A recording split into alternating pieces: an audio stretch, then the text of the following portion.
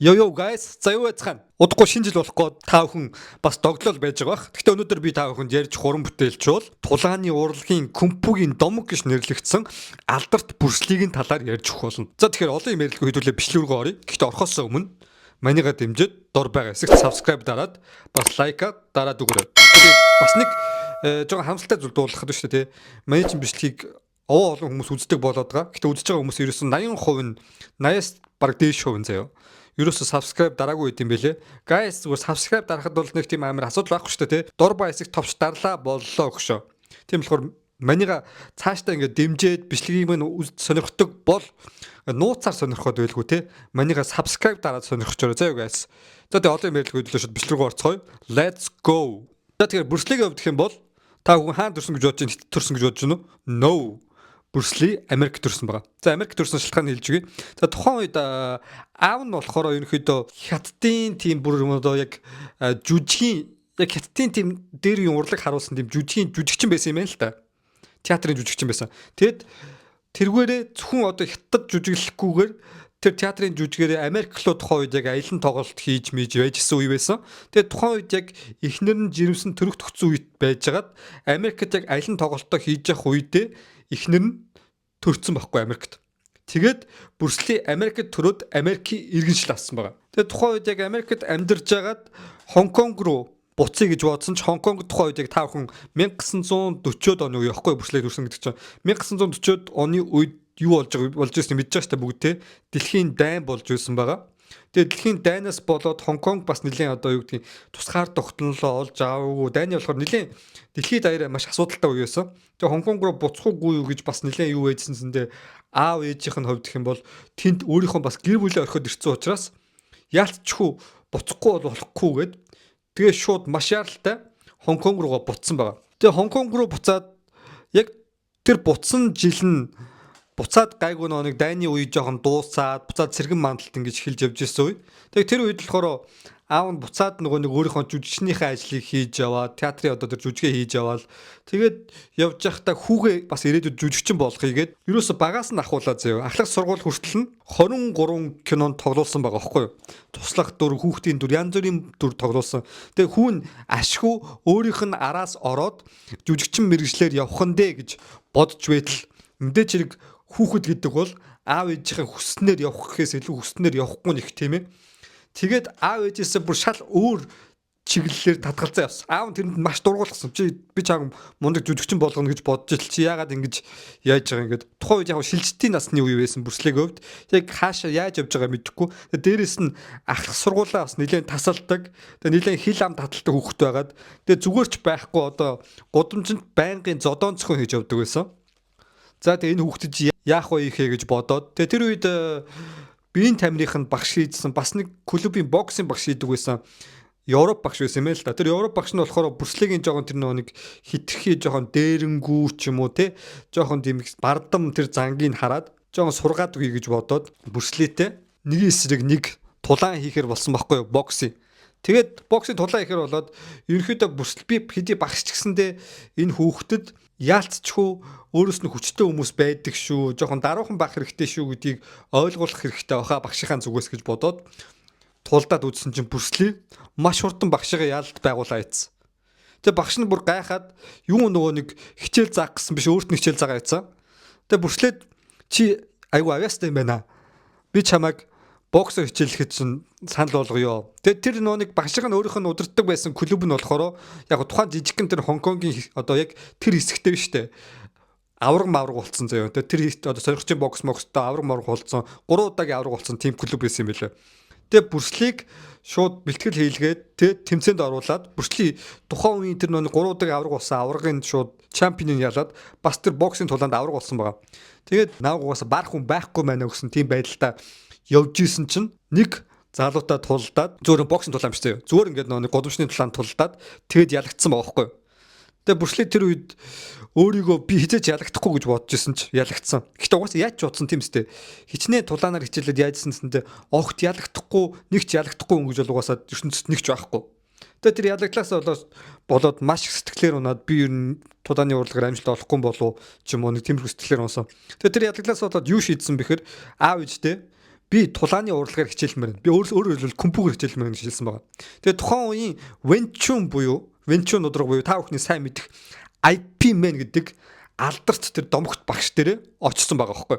Тэгээд IP Man гэдэг багш дээр очиод над тулааны урлагийг заагаад өгөөч гэж очиод тэр тулааны урлагийг сурахаар болсон. Тэгээд Брюс Ли угаасаа багасаа амар авьяастай байсан гэдэг нь тодорхой байсан учраас зүгээр нэг хүмүүсийн одоо бүхэл бүтэн нэг цар зарцуул сурдаг арга барилыг Брюс Ли ерөөсөө 3 хоногийн дотор сурдаг. Тэгээд юу юунаас илүү өөрийг нь зодсон тэр нэг хүүхдийг ялахын тулд Брюс Ли маш их бэлтгэл хийжсэн. Тэгээд ерөнхийдөө огт ялагдахгүй тулд бүх одоо дайснуудаа бүгдийг ялахын тулд гудамжны тулаанаар ч юм уу тэгээд маш их бэлтгэлийг хийгээд бус түнээс илүү их бэлтгэл хийгээд орой ингээд дуусанцсан бэлтгэлээ хийгээд үлддэг. Тэгээд ямар сайндаа бүр тулааны урлагт цуг хичээлжсэн одоо залуус байгаа шүү дээ тий. Тэд нар ингээд хүчрэнгүүт нь Брюс Лиг хаалганы урд зогсчоод багш өнөдөр гинт өвдөөд яваад өгцөн. Өнөөдөр тулааны урлагийн хичээл орохгүй гэв. Тэгээ худлаа ярьж нөгөө хүүхдүүдийг явуулаад нэлээд хэд хоног тэгж явуулаад тэгээ өөрөө ганцаараа багштайгаа бэлтгэл хийдэг байсан. Яг бол маш хурдан тулааны урлагийг сурж илүү хүчтэй болохын тулд тэрийн IP Man багш нь мэдэнгүүтээ ягаад чи ийм үйлдэл хийсэн юм бэ гэд хоёулахнаа байж хата асуусан юм байна л та. Тэгсэн чинь би маш хурдан өөрийнхөө өрсөлдөгчийг ялмаар байна. Би маш хурдан бүх өрсөлдөгчрүүдэд ялаад дийлжих нэгэн болмоор гэж хэлсэн. Тэгтэл IP Man багш нь өөрт нь болохоор маш одоо харамсалтай зүйлийг бол хэлсэн байгаа. Тулааны урлаг гэдэг бол биеийн хүч гол биш, сэтгэлийн хүч номер 1 гол нь. Чи сэтгэлийн хүчээ сайжруулж чадахгүй бол тулааны урлаг цаашаа явах боломжгүй. Одоогийн энэ байдлаар маш их чи ямар нэгэн зүйлөөр яарад байна. Яарсан зүйл хизээж амжилтыг хүргədэггүй. Эхлээд сэтгэлээ тогтун болох хэрэгтэй гэдэг зөвлөгөө өгөөд төр зур тулааны урлагаар хичээллэхийг хориглосон байна. Тэгээ Брюс Ли тэр хориглосноос болоод маш их уур нь хүрээд хурж исэн ч гэсэндээ Брюс Лигийн хувьд тухайн үед бас нэлээд IP Man багшийнхаа дор нэлээд хичээлцээс учраас өөрийнхөө ер нь хэр сайжирсан гэдгийг мэдхийн тулд тухайн үеийн яг Хонконгт байсан нэлийн одоо манайх нар бол одоо жоохон атман гэж ярьдэн шүү дээ. Атман тэгээ жоохон тийм гимт бүлэглэлийн гаруудыг очиж жоод бүгдийн зодж хаяад тэгээ тухайн үед яг тэр гимт бүлэглэлийн толгойлогчийн хүү байсан нэг нөхрийг бүр хэвтэрт ортолон зодж хаяад тэгээ тэрнээс бол цагдаа магдаа янз бүрийн болоод тэгээ Брюс Ли бүр арга байхгүй аав ээж нь Америк руу явуулсан байгаа аав эгч хэрэг. Тэгээ Америкт аав эгчэндээ очоод Брюс Ли тухайн үед яг IP Man багшаа өөрт нь хэлж исэн тулааны урлаг гэдэг бол биеийн хүчийг сайжруулах биш хамгийн гол нь сэтгэлийн хүчийг сайжруулах гэдгийг баг багаар ойлгож эхэлсэн байгаа. Яархаа болж эхэлсэн. Тэгээд тулааны урлаг өөрийнхөө сэтгэлийг одоо сэтгэл зүйг илүү сайжруулахын тулд юунд суралцсан бэхээр тухайн үед шимтсэн зүйл нь болохоор манайхны мэдих философи байсан байгаа. Тэгээд тухайн үеийн яг алдартай сургууль гэх юм бол Вашингтоны их сургуульд философи сурахаар болсон. Тэгээ философи сурж байхдаа мэдээж зэрэг мань хүн тулааны урлагаа орхино гэж байхгүй шүү дээ. Тулааны урлагийн тэр номнуудыг маш их үзэж хараад тэгээ дээрэс нь их сургуультай зүгээр байхгүйгээд өөрийнхөө кунпуг заягээд кунпугийн тухайн тулааны урлагийн жижигхэн их сургуультай клуб хүртэл байгуулсан байгаа. Тэгээ клуб хүртэл байгуулаад тэгж явж хахад нэгэн ахлах сургуулаас Брюс Лиг кунпуг үзүүлээд өгөөч, үзүүн тоглолт хийгээд өгөөч гэж урилга ирсэн. Тэгээ тэр ахлах сургуульд очоод өөрийнхөө кунпуг үзүүлэн тоглолт хийж байгаа тэр үед Брюс Ли бүр ингээд таг ширтчихсэн. Бүр хайр дурлалын харцаар хадсан нэг эмэгтэй байсан, Европ эмэгтэй. За тэр эмэгтэй болохоор ирээдүйн Брюс Лигийн эхнэр Линда байсан байгаа. Тэгээ тэрний дараагаар Линдагийн хувьд гэх юм бол Брюс Ли чав орё гэж хэлээд өөрийнх нь одоо клубд нүртэл хэлсэн. Тэгэд ахлах сургуулаа төгсөөл шууд Брюс Литэй адилхан мэрэгчлэр Брюс Лигийн адилхан Вашингтоны их сургуульд орцсон байгаа. Тэгээ тэр хоёрын хувьд гэх юм бол багшаа арилтаатай явж исэн ч яванда хоорондоо үерхэд 5 жил үерхсний дараа гэрлэхээр болсон. Тэгээ гэрлээд ерөнхийдөө их амжилттай явж байгаад ялчгүй гэр бүлээ авч явахын тулд мөнгө олох хэрэгтэй тийм ээ. Тэгээ Брюс Лигийн хувьд гэх юм бол багтаа ерөнхийдөө аав нь жүжигчин тэгээ өөрөө жүжигчний мэрэгчлэрт явдаг байсан учраас жүжигшин гэдэг мэрэгчлэр дамжуулан кино урлагаар дамжуулан хүмүүст тулааны урлаг өөрөөр хэлбэл кунпуг хүргье гэсэн тийм бодолтой байсан. Тухайд Брюс Ли өөрийнхөө тулааны кунпуг биш өөрийнхөө зөвхөн тулааны урлаг буюу житкундог нээсэн байгаа байхгүй юу? Одоо тайквондо, тэгээд жудо, жүжитсу, карате гэдэг ч юм уу те, мутай гэдэг ч юм уу те бүх тулааны урлагийг нийлүүлсэн житкундог өөрөө нээсэн байгаа. Тэгээд житкундог нээхдээ хамгийн гол харж ерөнхийдөө сурсан зүйл нь юу байсан бэ гэхээр тулааны урлаг маш хурдан байх хэрэгтэй. Одоо юу гэдэг өрсөлдөгчөө хэн төрүүлж хөдөлгөөн хийгээд унгаж чадсан тий он чадсан хүн нь тулааны урлагт ялт байгуулна гэдгийг бүрслээ ойлгоод тэгээ тэр үед хард суралцсан зүйл нь юу байсан бэ гэхээр туйлзуур жадныг тэмцээнийг маш хүсдэг байсан байна. Туйлзуур жадны тэмцээн бол юу гэх юм зүгээр ингээд амар ингээд тулдах биш. Хин төрүүлж хөдөлж одоо хатгсан нь ялт байгуулна тий. Яг бүрслээ тэрийг тулааны урлагтаа оруулах гэж хичээсэн байна. Житгэндөө.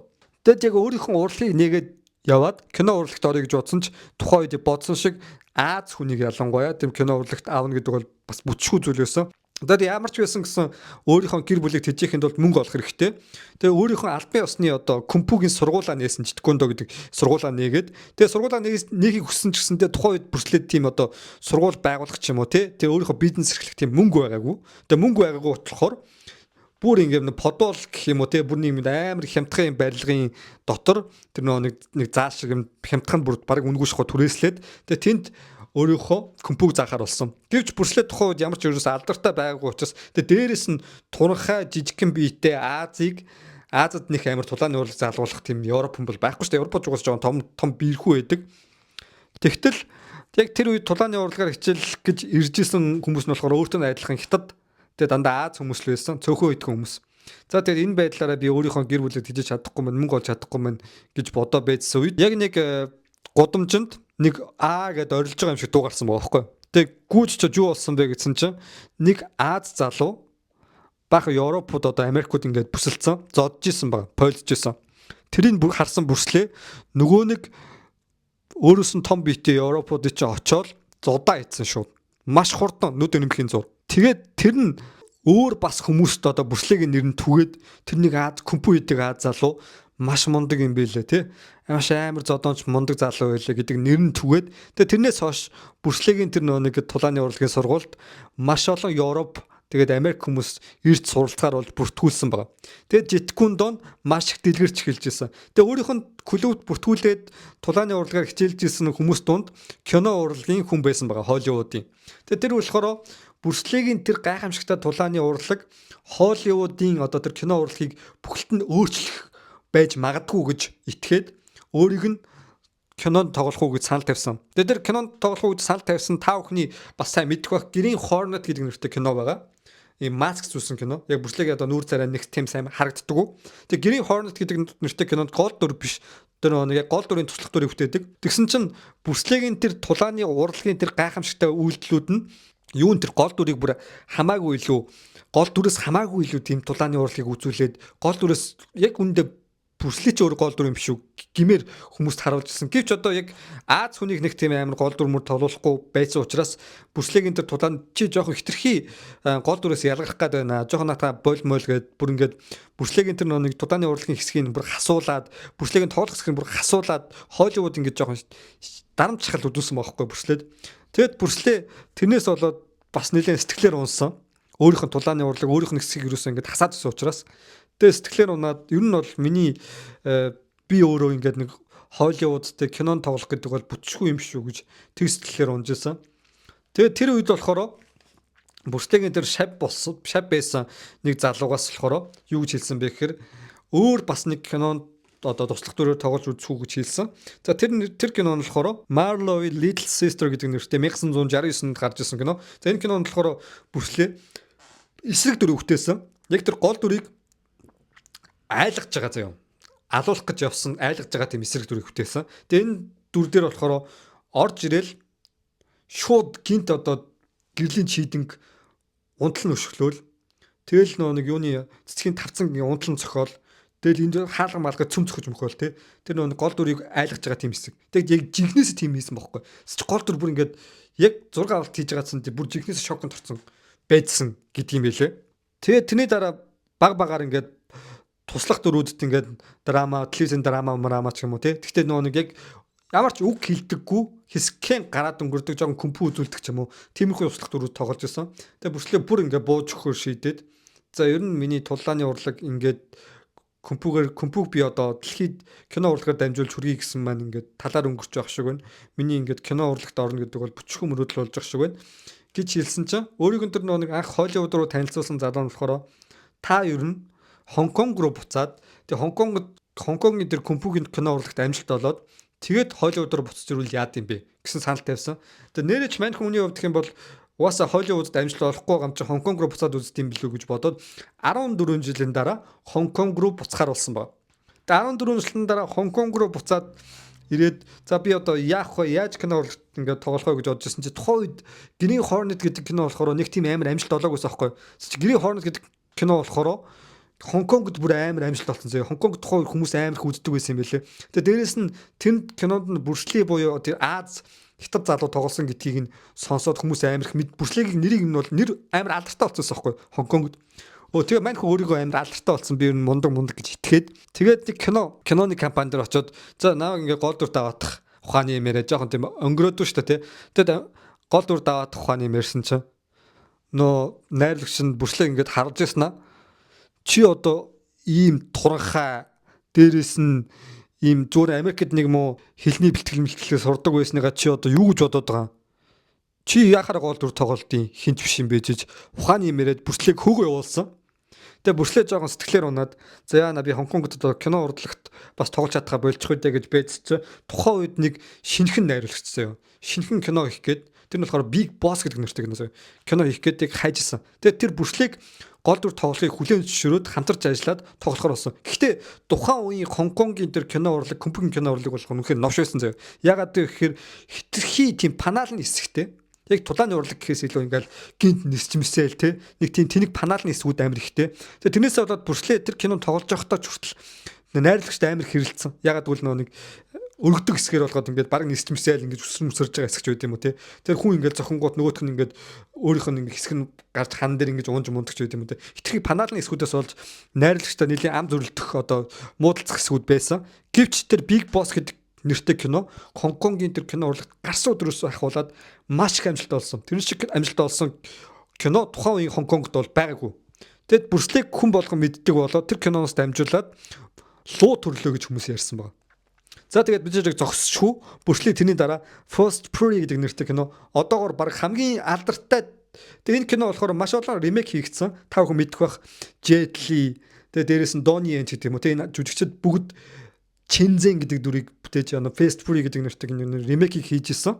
Гэтэ мэдээж зэрэг хамгийн алдартай байсан Брюс Ли шүү дээ тийм ээ. Тэгээд Брюс Ли энэ дүрээрээ маш их одоо од болж чадсан. Тэгээд зөвхөн Хонконгд од болоогүй Солонгос, Сингапур, тэгээд Америкт од болсон. Тэгээд энэ кинонд од болсны дараа Америк болохоор ямар харамсалтай юм бэ? Энэ Брюс Ли чи ийм амар мундаг жүжигчин байсан юм биш гэж олж хараад Брюс Лид ахиж санал тавьсан байгаа. Бүр илүү ашигтайгаар одоо бүр илүү мөнгө төлөөд кино урлагч жүжигчин болгож авахар гэсэн ч Брюс Ли өөрийг нь хүлээж авсан Хонконгдоо үлдэхээр шийдээд кино урлагийн Хонконгт дахиад кинонд тоглохоор үлдсэн байгаа. Тэгээд кинонд тоглоод тухайн үед тэрний дараа ер нь өөрөө киногоо найруулад үзүүл яадаг юм бэ тий гэж бодонгуудаа The Way of the Dragon гэдэг нэртэй кинонд Италид очиж зураг авалт хийж тоглосон байгаа. Тэгээд тухайн үед яг Fast Fury-гаас эхлээд Брюс Ли дэлхий дахин зөө хитрхи од болцсон. Тэгээд тулааны урлагаас од болоод тэгээд тухайн үед хүмүүс болохоор чи бол зүгээр нэг жүжигчин, чи бол тулаанч биш, чи бол жинхэнэ биш гэж хүмүүс айгуу тэгж Брюс Ли ингэ шүмжилдэг байсан. Тэгээд тэр ч байтугай Fast Fury-гээс ахуулаад зүгээр ингээ зураг авалт хийх болгонд нь Брюс Ли дээр очиод нэг гарууд ерөнхийдөө ингээ зодоо их Брюс Ли дээр очдог байсан байгаа. Тэр нэг найр зөвхөн зураг авалт хийж явахт штэ.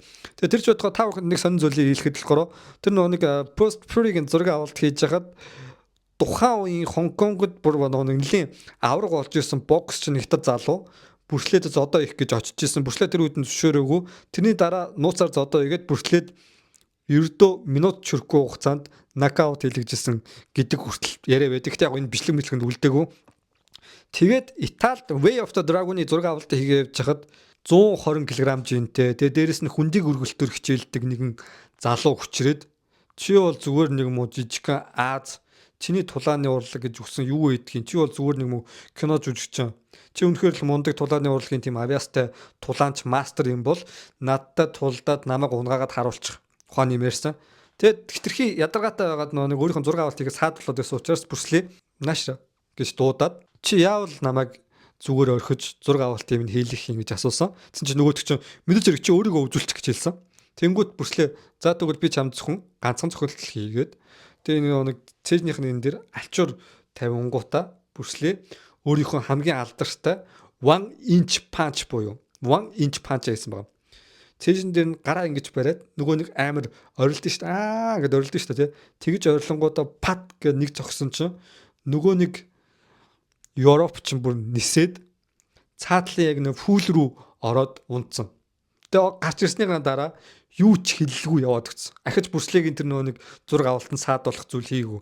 Энэ мэтчлэн маш олон хүмүүс Брюсле дээр чи бол тулаанч биш те өдж ингэж Брюслегийн тэр нэр хүнд тэтэрхий өсөнтэй холбоотой юм өдсөн хүмүүс маш хэрдэг байсан байна. Энэ болгон дээр Брюсле өөрийнхөө жинхэнэ тулаанч гэдгийг харуулдаг байсан. За тэрний дараа болохоор The Way of the Dragon, The First Trigger амжилт яаж олсон бэ гэхээр 1000 дахин одоо нэг хийгдсэн ашиг орлогоос 1000 дахин илүү амжилт олсон байгаа байхгүй. Тэр ашиг орлогоо давсан. Тэрний дараа болохоор Warner Bros-оос Брюслед албан ёсоор Hollywood кино тоглож гэж санал тавиад Брюследсэндээ өөрийнх нь нэг Хонконг дэх угаасаа карьер заадаа ингээ болсон гэж үзчихсэн болохоор Hollywood руу явахаар болсон. Тэгээ Enter the Dragon гэдэг нэртэй кинонд тоглосон. Энэ одоо Брюслегийн хамгийн амжилттай кино гэж хэлж болно. Тэгэд Enter the Dragon гэдэг нэртэй кинонд тоглоод энэ кино маш их амжилттай болоод тэгээ тэрний дараа Брюсле харамсалтай нь 21 кино яг амжилт олоод кино хийгдсэн дараа 21 хоногийн дараа яасан бэхээр Брюсле үгсэн гэдэг мэдээлэл олцсон.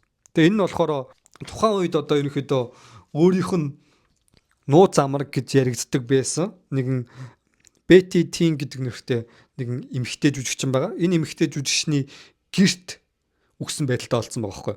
Тэгээд тухайн үед ягаад тэр гэрт нээсэн бэхээр найруулагчтай цуг. Тэгээд дээрээс нь тэр Betty Ting гэдэг эмэгтэй жүжигчтэй цуг гуруулаа байжгаад за дараа нь ямар кинон дээр тоглох уу, яах уу их үү гэдэг зүйлээ ирээдүйн талаараа уг нь бол ярилцж байсан юм байлээ. Тэгээд ирээдүйн талаараа ярилцж байжгаад найруулагч байгаа нь жоохон завгүй болоод яваад өгсөн. Тэгээ энэ гэрт хоёулахнаа үлдсэн чинь Брюсле гинт толгоо нь өвдөд хэвтгэхэр болсон. Тэгсэн чинь Брюслег гинт хэвтэл тэгээ нөгөө нэг жүжигчин бүсгүй болохоор Брюслед өвчин намдаах юм авчирч өгсөн. Тэр уугаал хэвтсэн. Дахиж цэцэрээгүй. Тэгээ түргэн дуудаад эмнэлэгт аваачж өгсөн чинь нөгөө нэг тархины одоо хамнаас болж гэх юм уу тархины хит им хөөрөлт хамнаас болоод өөд болсон гэдэг тийм мэдээлэл ирсэн. Маш харамсалтай өнгөрсөн. Тэгэд бас нэг харамсалтай зүйл нь юу байсан бэ гэхээр Брюслегийн хувьд гэх юм бол нууц амраг те баг өмнөх ихнэр мэхнэр гэж яригдж байсан тэр эмэгтэй жүжигчин те жүжигчний гэрт олцсон байгаа байхгүй. Тэг хүмүүсэнтэй энэ эмэгтэй жүжигчний гэрт ингэж өгсөн байдалтай олцсон гэдгийг нуухын тулд Брюсле одоо гэртээ байжгаад өгсөн байдалтай олцсон гэж худлаа хэлсэн ч гэсэн те энийг нөгөө харсан Брюслег тэр эмэгтэйг гэрээс ингэж түргэн дуудаа гарч явсныг хүмүүс харсан хүмүүс байгаа гэрчүүд байгаа учраас яалтчгүй энэ олон нийт сонин дээр ил гарсан. Нууц амрагтай байжгаад ингээд өнгөрчлөө ухаан юм байна. За тэгээд Брюслегийн тэр нөгөө өнгөрсөн шалтгаанаас болоод дэлхий бүр шуугт яг бол тухайн үед Брюсле шиг алдартай жүжигчин бол кино урлагт бол баг байгаагүй байхгүй тухайн үедээ бол ялангуяа тулааны урлагийн кино урлагт бол тэгээд Брюсле өнгөрөөд тэр тархины юунаас болоод тэгээд яг хүмүүс болохоор тэр тархины хаван тэгээд нэг хашлын улмаас өвд боллоо гэж ярьсан ч гэсэн тэгээд Брюслег өвдөх юм бол хит их бэлтгэл сургуулалт хит их ачаал тэгээд Брюслегийн одоо яг тулааны урлаг нь болохоор жинхэнэ байгаад яг тэр нь болохоор яг өөрийнх нь бүр ингээд дээд хэмжээнд буюу фүүл тэр бүр төгс хэмжээнд тулсан гэж үздэг юм билээ. Тэрнээс болоод тархин ингээд ачаалаа даахаа болоод тэгээд өнгөрсөн гэж одоо сүүлийн үед бас хүмүүс аюух үзэж ярьдаг юм билээ. Тэгээд бас би бас тэрнтэй бас хаал нийлж байгаа. Тэгээд Брюсле яг өнгөрөхөөсөө өмнө их нэртэй за наа өнгөсний дараа чи ийм дуу тавиар маваар гэж юм. Тэ өөрийгөө яг нэг өнгөрнө гэдгээ мэдээд байгаа юм шиг тэ гэрээслээ хэлээдсэн. Тэр ч бодохоо өнгөрөхөө өмнө өөрийнхөө одоо нэг өнгөрч магадгүй гэж бодоод амь насны даатгалд маш үнэтэй тийм даатгал даатгуулсан гэж байгаа. Тэр ч бодохоо өөрийнх нь нэг Холливуудд оруулсан тэр найруулагчтайгаа өөрчлөн ингэж ярьж байхдаа би ер нь жоохон бог настай байж магадгүй танаас өмнө өнгөрч магадгүй шүү гэд өөрийнхөө ингэ гэрээслээ үлдээгээл байсан гэж байгаа. Тэгээд өөд болсны дараа гарцсан Брюсле домог болсон Брюсле одоо хүртэл ингээд яригдчихл байна. Одоо хүртэл энэ хүний энэ домог ингэсэн домог бол айгүй цөөхөн ийм хүмүүс бол ингэж домог болсон хүмүүс бол ер нь бол дэлхийн түүхэнд айгүй цөөхөн. Тэгээ өдөр бол гайхалтай хүний талаар бас ярьсанд баяртай байна. За бас нэг дутуу үлдсэн зүйл гэх юм бол тэрний дараа болохоор та бүхэн бас мэдэх бах те нэг кинонд тоглосон байгаа. За энэ болохоор Брюслегийн бас нэг дутуу зураг авалт хийгээд үлдээсэн кино аахгүй юу? Game of Death гэдэг нэртэй кино байгаа. За Game of Death гэдэг нэртэй кинонд Брюслег сүүлийн зураг авалтын тулааны зураг авалтыг хийгээд тэгээд өнгөрцөн учраас өмнөх зураг авалтанд нь ерөөсөөр оролцож чадаагүй. Тэгээд тэрэн дээр болохоор шал өөр жүжигчин мөчн тоглолоо жоохон фаны байж байгаа. Гэхдээ төгслийн хэсэг нь Брюсле өөрөө тоглолцсон байсан учраас хүмүүст өнгөрсөн Брюслег ахиж эргэн харах тийм гайхамшигтай боломж тохиолдсон. Тэгээд тухайн үед яг нэг Брюсле энэ доо Game of Thrones дээр нэг шар юм өмссөн. Тэгээд дээрэс нь тэр нь амар алдартай болсон шүү дээ. Бүгд мэдэн шүү дээ. Тэгээд тэр шар өмсөд дээрэс нь шар уцсан өмсөд дээрэс нь тэр Карим Абдул Жаббар гэх тухайн үеийн шилдэг NBA-ийн засагсан бөхчин байсан. 213 см өндөртэй тэр сагсан бөхчөнтэй тулцсан хэсэг байдаг. За Карим Абдул Жаббар гэх юм бол бүрслэгийн бүр номер 1 пен нээсэн. Тэгээд тэр ч бодохоо өөрийнхөө тэр нэг улирлын тоглолтоо бүр орхин барин Хонконгод очиж зураг авалт гэсэн. Тэгээ ямар ч тийм зараа нөө бүрслэгийн кино тоглолоо гэд ашиг машиг юм мөнгө төрг аавна гэж юусоо юу ч тийм гэрээ байгуулахгүйгээр үнэгүй зураг авалтыг хийж өгөөд ганцхан костюм пинжэг аавна гэдэг тийм системээр ажилласан байгаа байхгүй. Тэгээ энэ киноцонд амар ашиг болго орсон бидэн тийм ээ. Тэгээ харамсалтай нь бүрслэг 33хан наснда хороогийн мөнх хүсийг үзүүлж өөд болсон. Гэвч одоо өдийг хүртэл энэ хүн бол домог мэтэр яригцсаар л өдийг хүртэл энэ нэг бүрслээ бол жинхэнэ тулаанч байсан. Бүрслээ бол зүгээр кино жүжигчин байсан ч юм уу тий. Хүмүүсийн юм яриа янз бүр л байдаг. Гэхдээ одоо энэ видео янз бүрийн юмнуудыг харах юм бол бүрслээ жинхэнэ тулаанч байсан гэдгийг бид хүн харахад л рил байсан гэдгийг бол мэдэх боломжтой. За тэгэхээр та хүнд Аз хүмүүсийг ялангуяа хятадуудын бүр домог болсон энэ одын талаар ярьж өглөө. Та хүн энэ бичлэг таалагдсан бол лайка дараад дор байгаа subscribe хийж өгөөрэй. Тэгэд энэ бичлэгийг дуустал нь үзсэн. Guys бол нэр гайхамшигтай. Тэгээд та бүхэнтэй цуг хэдүүлээ 100,000 руу явцгаая. Let's go. Тэгээд дараагийн бичлэгээр уулзлаа. Түр бай.